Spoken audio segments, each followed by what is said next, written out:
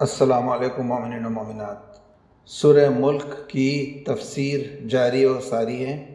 انشاءاللہ آج ہم اس کا چھٹا حصہ پیش کرتے ہیں اور آج آیات نمبر 15 سے 18 تک کی تلاوت، ترجمہ اور تفسیر نمونہ سے ان آیات کی تفسیر پیش کی جائے گی۔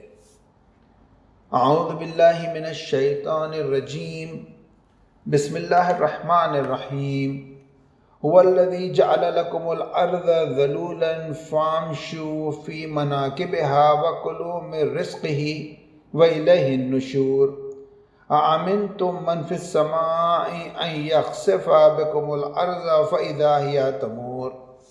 اامنتم من فی السماء ان یرسل علیکم حاصبا فستعلمون کیف نذیر۔ وَلَقَدْ كَذَّبَ الَّذِينَ مِن قَبْلِهِمْ فَكَيْفَ كَانَ نَكِيرٌ۔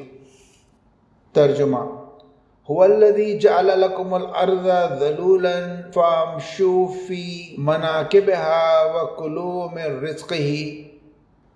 وہی تو ہے کہ جس نے زمین کو تمہارے لیے رام کر دیا، اس کے دوش پر چلو پھرو اور خدا کی روزیوں میں سے کھاؤ، اور تم سب کی بازگشت اسی کی طرف ہے۔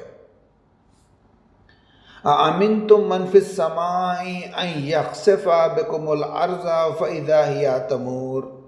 جو آسمان پر حاکم ہے، کیا تم اس کے عذاب سے خود کو امان میں سمجھتے ہو کہ زمین اس کے حکم سے پھٹ جائے اور تمہیں نگل لے اور مسلسل لرزتی اور کانپتی رہے؟ ام امنتم من فی السماء ان یرسل علیکم حاصبا فستعلمون کیف نذیر۔ یا تم خداوند آسمان کے عذاب سے اپنے آپ کو امان میں سمجھتے ہو کہ وہ ایسی آندھی تم پر بھیج دے جو سنگریزوں سے بھری ہوئی ہو، اور تم جلدی ہی جان لو گے کہ میری دھمکیاں کیسی ہیں۔ وَلَقَدْ كَذَّبَ الَّذِينَ مِن قَبْلِهِمْ فَكَيْفَ كَانَ نَكِيرٌ۔ وہ لوگ جو ان سے پہلے تھے انہوں نے آیات الہی کی تکذیب کی تھی، لیکن دیکھو میرا عذاب کیسا تھا۔ تفسیر: کوئی مجرم اس کے عذاب و سزا سے امان میں نہیں ہے۔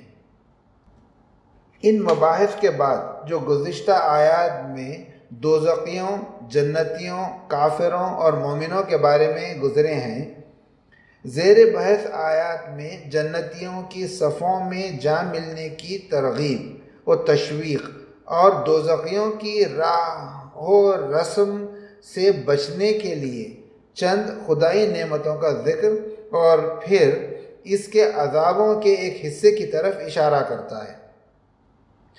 فرماتا ہے وہی تو ہے کہ جس نے زمین کو تمہارے لیے رام کر دیا ہے۔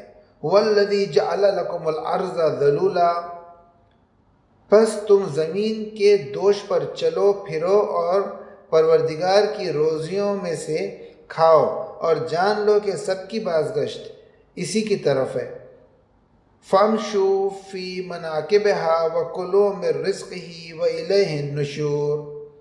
ذلول رام ہونے کے معنی میں ایک جامع ترین تعبیر ہے جو زمین کے بارے میں ممکن ہو سکتی ہے، کیونکہ یہ تیز رو سواری بہت ہی تیز اور متعدد حرکات رکھنے والے وجود ایسی پرسکون نظر آتی ہے گویا کہ مطلقاً ساکن ہے۔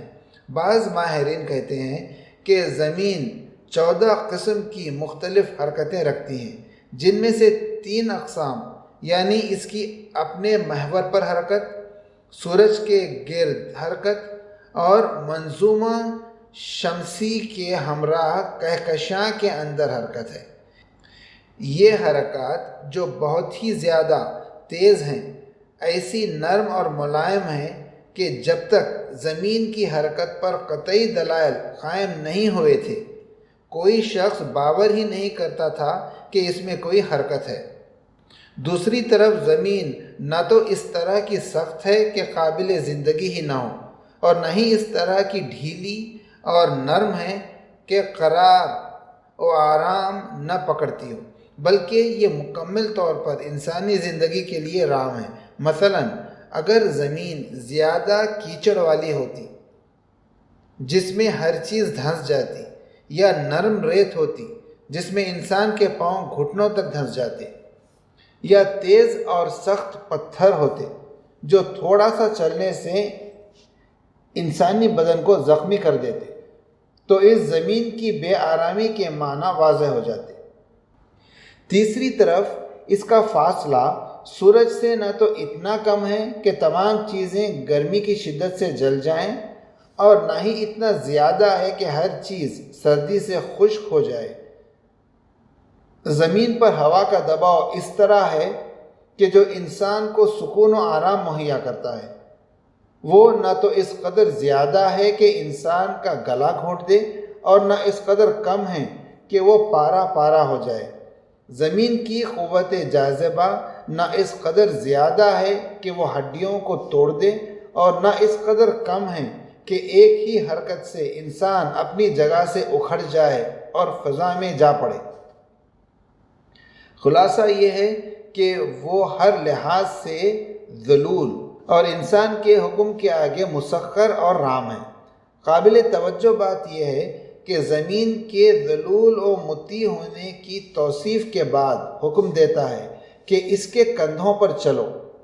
ہم جانتے ہیں کہ مناکب جمع منکب کندھے کے معنی میں ہے، گویا انسان زمین کے کندھے پر قدم رکھتا ہے، اور زمین ایسی پرسکون ہے کہ وہ اپنے اعتدال کو محفوظ رکھ سکتی ہے۔ اس میں اس بات کی طرف اشارہ ہے کہ جب تک تم قدم نہ اٹھاؤ گے اور سعی و کوشش نہ کرو گے، زمین کی روزیوں سے بہرہ مند نہ ہو پاؤ گے۔ رزق کی تعبیر بھی ایک بہت ہی جامع تعبیر ہے جو زمین کے تمام مواد غذائی کو، چاہے وہ حیوانی ہو یا نباتی یا معدنی، سب کو شامل ہے۔ لیکن جان لو کہ یہ تمہاری خلقت کا مقصد اصلی نہیں ہے، یہ سب کے سب تو تمہارے نشور، قیامت اور حیات ابدی کی راہ کے لیے وسائل واضح ہیں۔ اس تشویق اور بشارت کے بعد تہدید و انذار کی بات کرتا ہے۔ مزید کہتا ہے، جو آسمان پر حاکم ہیں، کیا تم اس کے عذاب سے اپنے آپ کو امان میں سمجھتے ہو کہ زمین اس کے حکم سے پھٹ جائے، وہ تمہیں اپنے اندر نگل لے اور ہمیشہ لرزتی اور کانپتی رہے؟ أَأَمِنْتُم مَّن فِي السَّمَاءِ أَن يَخْسِفَ بِكُمُ الْأَرْضَ فَإِذَا هُوَ تَمُورُ۔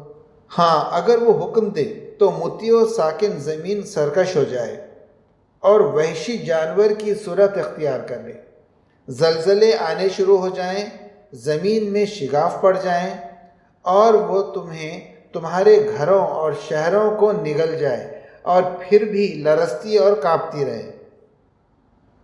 فَإِذَا هِيَ تَمُورُ، وہ ہمیشہ لرزتی رہے اور بے سکون رہے کا جملہ ممکن ہے اس بات کی طرف اشارہ ہو کہ خدا یہ حکم دے سکتا ہے کہ زمین تمہیں نگل جائے اور تمہیں مسلسل ایک جگہ سے دوسری جگہ اپنے اندر منتقل کرتی رہے، یہاں تک کہ تمہاری قبر بھی ساکن اور بغیر حرکت کے نہ ہو۔ یا یہ ہے کہ زمین اپنے سکون و آرام کو ہمیشہ کے لیے کھو بیٹھے اور اس میں ہمیشہ زلزلے آتے رہیں۔ اس معنی کا ادراک ان لوگوں کے لیے آسان ہے جنہوں نے بعض زلزلہ خیز علاقوں میں زندگی بسر کی ہے۔ انہوں نے دیکھا ہوگا کہ بعض اوقات زمین کئی دن اور راتیں بالکل بے سکون اور بے آرام رہتی ہے، تب ان سب کا کھانا پینا، سونا اور آرام کرنا ختم ہو جاتا ہے۔ لیکن ہم لوگوں کے لیے جنہوں نے عادتاً زمین کے آرام و سکون ہی کو دیکھا ہے، اس کا سمجھنا مشکل ہے۔ من فی السماء، وہ جو آسمان میں ہے، کی تعبیر خدا کی ذات پاک کی طرف اشارہ ہے کہ جس کی حاکمیت زمین تو کیا آسمانوں پر بھی مسلم ہے۔ بعض نے یہ بھی کہا ہے کہ یہ خدا کے فرشتوں کی طرف اشارہ ہے جو آسمانوں میں ہیں اور اس کے فرمان کے اجرا پر مامور ہیں۔ اس کے بعد مزید کہتا ہے ضروری نہیں ہے کہ حتمی طور پر زلزلے ہی تمہاری طرف آئیں، بلکہ وہ یہ فرمان تند آندھیوں کو دے سکتا ہے۔ کیا تم اپنے آپ کو امان میں سمجھتے ہو کہ آسمانوں کا حکم خدا ایسی تیز آندھی جو سنگریزوں سے پر ہو تم پر بھیج دے اور تمہیں اس پہاڑ کے نیچے دفن کر دے؟ امنتم من فی السماء ان یرسل علیکم حاصبا، اور تم جلد ہی جان لو گے کہ میری تہدیدیں اور دھمکیاں کیسی ہیں۔ فستعلمون کیف نذیر، اس معنی کا ادراک ان لوگوں کے لیے بہت آسان ہے جنہوں نے چلتی ہوئی ریت اور حاصب ہوائیں دیکھی ہیں۔ یہ ہوائیں ریت کے تودے اپنے ساتھ لے جاتی ہیں، انہیں ایک جگہ سے دوسری جگہ منتقل کرتی رہتی ہیں۔ وہ جانتے ہیں کہ چند ہی لمحوں کے اندر گھر اور آبادیاں رواں دواں ریت کے تودوں کے نیچے دفن ہو سکتی ہیں، یا وہ قافلے جو بیابان کے وسط میں چل رہے ہوں ان کے نیچے دفن ہو سکتے ہیں۔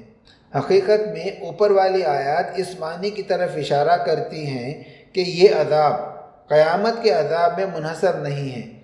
اس دنیا میں خدا زمین کی مختصر سی حرکت یا آندھیوں کے چلنے سے ان کی زندگی کو ختم کر سکتا ہے۔ اس امکان کی بہترین دلیل گزشتہ امتوں میں ان امور کا واقع ہونا ہے۔ لہذا آخری زیر بحث آیت میں کہتا ہے وہ لوگ جو ان سے پہلے تھے انہوں نے خدا کی آیات اور اس کے رسولوں کی تکذیب کی تھی، لیکن دیکھو میری دی ہوئی سزا اور عذاب ان کے حق میں کیسا تھا۔ وَلَقَدْ كَذَّبَ الَّذِينَ مِن قَبْلِهِمْ فَكَيْفَ كَانَ نَكِيرٌ، اگر ایک گروہ کو تباہ کرنے والے زلزلوں سے، کچھ قوموں کو بجلیوں سے اور ایک جماعت کو طوفان یا تیز آندھیوں کے ذریعے سزا دی، اور ان کے تباہ شدہ خاموش شہروں کو ہم نے درس عبرت کے طور پر باقی رہنے دیا۔ صدق اللہ العلی العظیم۔ انشاءاللہ باقی کل۔